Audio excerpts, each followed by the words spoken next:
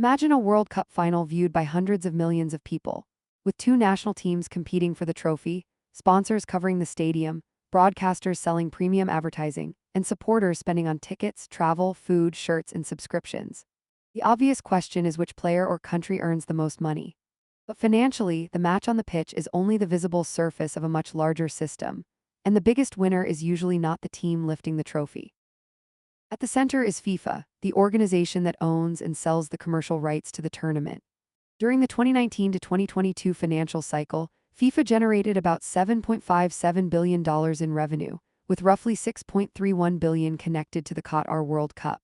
Television rights were the largest component, followed by sponsorship, ticketing, hospitality, and licensing. That structure matters because FIFA is not simply collecting a share of matchday sales. It controls the scarce global asset that everyone else needs: permission to broadcast, sponsor, license, or commercially associate with the World Cup. This creates leverage. Buyers compete for temporary access, while FIFA retains the underlying asset and can sell it repeatedly across markets. For 2022, FIFA reported approximately $3.43 billion in television rights revenue across the four-year cycle, while World Cup ticketing and hospitality contributed about $929 million. The tournament cost money to produce, of course. FIFA recorded around $1.71 billion of net investment in Qatar 2022, including production, workforce, administration, prize money, and payments to clubs. Even after those expenses, the economic pattern is clear. The organization owning the rights sits closest to the most reliable revenue streams. The national teams receive large payments, but these are distributions rather than ownership of the machine. Qatar 2022 had a total prize pool of $440 million. For the expanded 2026 tournament, FIFA initially approved $655 million in prize money, then increased total distributions to the 48 participating associations to $871 million, including preparation, qualification, delegation, and ticketing support. The guaranteed participation-related amount rose to at least $12.5 million per association, while deeper progress brings larger rewards. These numbers are substantial, especially for smaller football federations, but even the combined team payments represent only one portion of the wider commercial system. Players are even further downstream.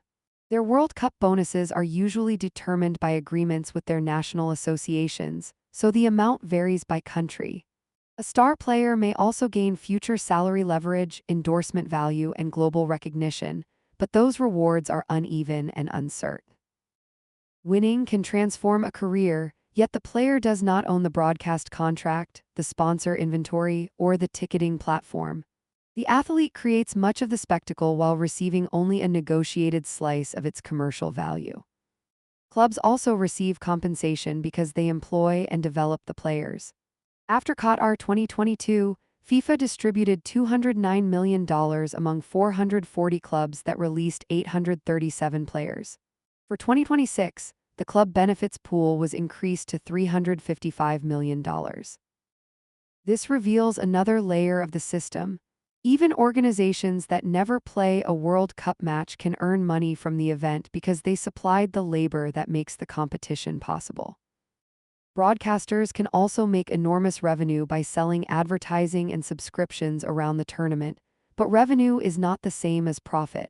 They must first pay for the rights, production, studios, commentators, marketing, and distribution. Sponsors face a similar equation. They purchase association with the World Cup because concentrated global attention is rare, but the financial return depends on whether that attention creates enough additional sales or brand value to justify the cost. Then there is the host economy. Hotels, airlines, restaurants, construction firms, and local retailers may benefit, but gains are distributed unevenly. Public authorities can spend heavily on stadiums, transport, security, and infrastructure, while private businesses capture portions of visitor spending.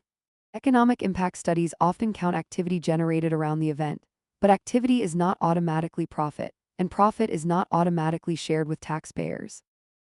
So who makes the most money at the World Cup? In the most direct and structurally protected sense, FIFA sits at the top because it owns the tournament's commercial rights and sells access to a global audience. Broadcasters, sponsors, teams, clubs, players, and host businesses can all earn significant amounts, but most are purchasing access, providing labor, or accepting performance risk. The deeper lesson is not really about football. In many economic systems, the largest and most dependable rewards flow to whoever owns the platform, the rights, or the bottleneck. The players may produce the unforgettable moments, but the strongest financial position belongs to the institution controlling the gateway through which everyone else must pass.